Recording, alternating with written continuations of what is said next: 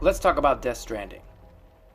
Death Stranding is both Metal Gear and not Metal Gear.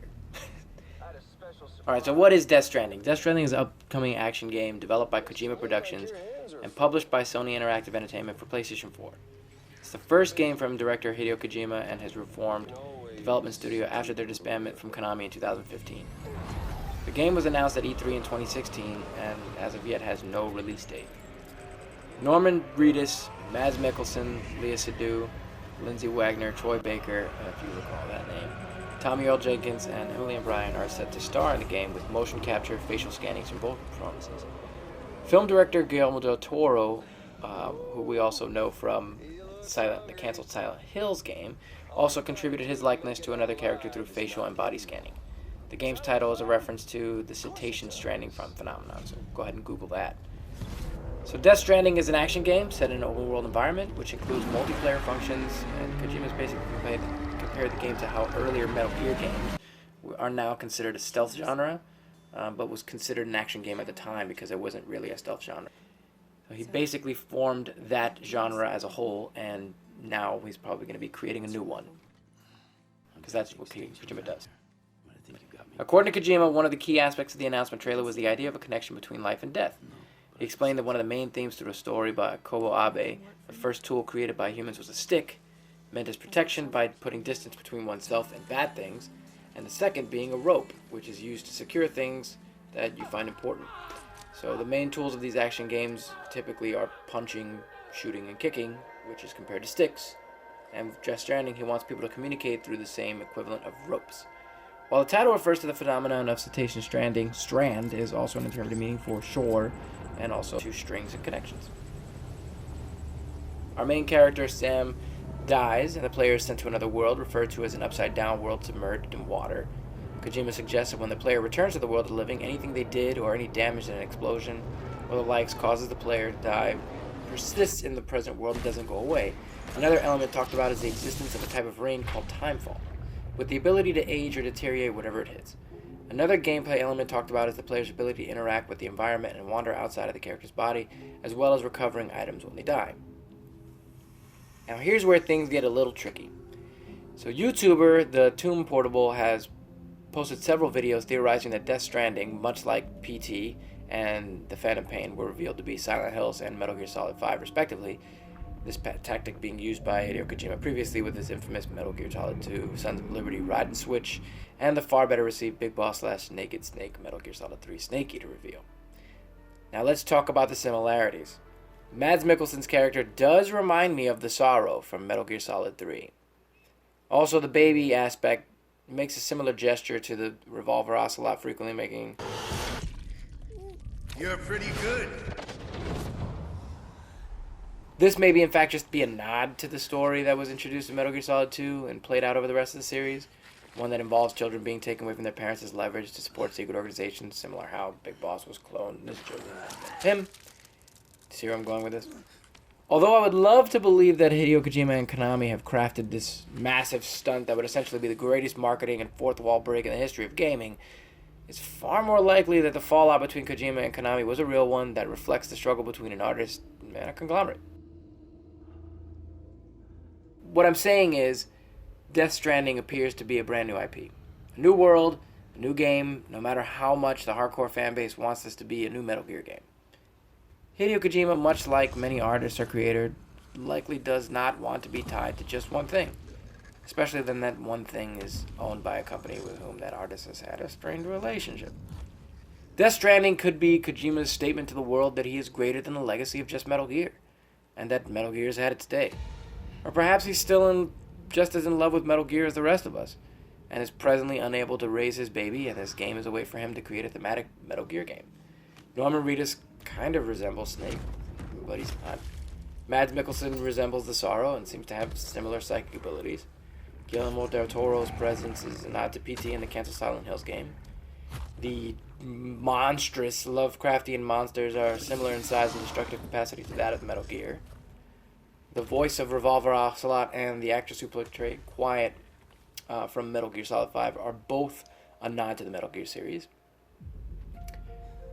And the world in which death exists is kind of similar to how the Sorrow has Naked Snake walking up this river of souls. It seems very, very similar. Now, as a massive, massive fourth wall break, Kojima... So here is where we get to the fourth wall break. Kojima used a Low Roar song, that's the name of the band, in the initial Death Stranding reveal in 2016, and used a second song from the same album in the trailer that debuted at the Game Awards in 2016. This particular music video was released last year, and director Dylan Marco Bell told Paper Mag that it would be fun to create a world where certain fans could physically enter the game of Death Stranding before it came out. It seems that Kojima is attempting to once again innovate and exceed the current limitations of narrative video game storytelling, much like he did in Metal Gear Solid 5, which essentially asserted that we, the players, are equally as responsible for the legacy of Snake as Big Boss, Solid Snake, were themselves. This time he's attempting to do this by instead creating a game that seems to focus on the connection rather than destruction. Similar to how Metal Gear was a war game that criticized battle and rewarded the players for non-lethal methods of gameplay. Kojima has created an immersive environment using music, viral marketing, social media, and the game itself to create what seems to be an experience greater than the sum of each of its parts. Metal Gear Solid 0. There are theories out there that this game will actually be a hallucination taking place inside the boss, not Big Boss, the boss's mind during her coma, and the World War II settings in Death Stranding trailers, along with what looks an awful lot like the Sorrow and babies being transported, all seem to fall in line with this potential theory. Also, perhaps the post-apocalyptic setting is the world in which Liquid and Zero actually brought the world to ruin, and this is the fallout. This is a world transformed and ravaged by nuclear war, a kind of purgatory or tribulation. It wouldn't be the first time that Kojima has alluded to certain mythological themes, i.e. Solid Snake's real name being David, and Liquid's being Eli. Not to mention the River of Souls and Snake Eater, just about anything relating to Psycho Mantis. Then there's all the weird clues found in Kojima's tweets, or recent tweets from Robin Atkin Downs, who is the voice of Kaz, aka Master Miller, tweeting to David Hayter with the hashtags "Kept You Waiting, Huh?" and Metal Gear Solid, as recently as 2018. Following this, David Hayter responds with a post that says Kaz, ... and posts a GIF of the classic line from Al Pacino in The Godfather Part 3, where he says, "Just when I thought I was out, they pulled me back in." All this with a mysterious video with a hashtag Metal Gear 31st, which is a tease about the upcoming Metal Gear film that's in the works, as well as accompanying concept art for the upcoming film being posted by the creator. Perhaps the new Metal Gear news isn't related to a new game at all. Perhaps it's relating to the film. This is Colonel Campbell. Do you copy? We've never spoken before today, but I've heard stories about you from the top brass at DARPA and the CIA. Even though I don't trust those suits, what they tell me is the stuff of legend. I know many of you have been awaiting an intel drop on the Metal Gear Solid film project. Some of you might say we've kept you waiting, huh? Unfortunately, that data was lost behind enemy lines, hidden in the code for a Soliton radar. But don't worry, it's not over yet. Snake is on his way to retrieve it.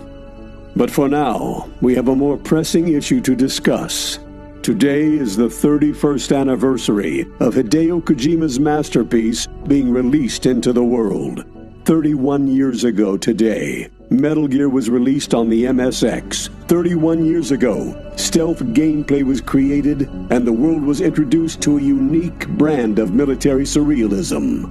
As a thank you to the fans of this franchise, that bearded director, Jordan Vogt Roberts, will be releasing concept art he created with a series of next-gen artists. For the next 31 days, we will be releasing 31 pieces of art.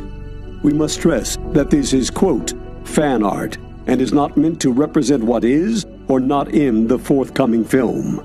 The director says generating art based on Hideo Kojima's seminal characters and world has been a true childhood dream come true. It makes him realize he's no hero, never was, just an old killer hired to do some wet work. Please join us in celebrating the legacy of Metal Gear Solid over the next 31 days. Well, I have to sign off. Snake is calling again. To all the fans out there, we just want to say thank you. Or maybe Konami is trying to develop new Metal Gear games without Kojima. Looking at you, Metal Gear Survive. What if this game is both a new IP and a Metal Gear sequel at the same time? What if the reason there are so many similarities is because Kojima was unable to shake the legacy of the Metal Gear series and thus decided to reshape or retool the concepts and themes from the Metal Gear series? Likely themes and ideas that resonate with Kojima on a personal level, and inject them into this new IP, giving it both a fresh feel and just enough nostalgia and references to be considered a thematic or spiritual sequel. Not to mention all the countless hours spent on designs and unused materials and plot lines from the Metal Gear series, among others. It's far more realistic to assume that these designs would be retooled and that imagery would be used to invoke familiarity and nostalgia, almost like an aesthetic design or an artist signing his work. So my bet is that a major announcement will not be made on December 17, 2018. But instead, I believe this is the date the game will drop, shocking everyone and driving up holiday sales in one of the greatest marketing events in gaming history, and solidifying Hideo Kojima as a mastermind greater than the sum of his parts, Konami, and the Metal Gear series. In conclusion, Death Stranding is Metal Gear. Only, it isn't. It may not be the game we deserve, but it's the game we'll get right now. And so far, it seems pretty good.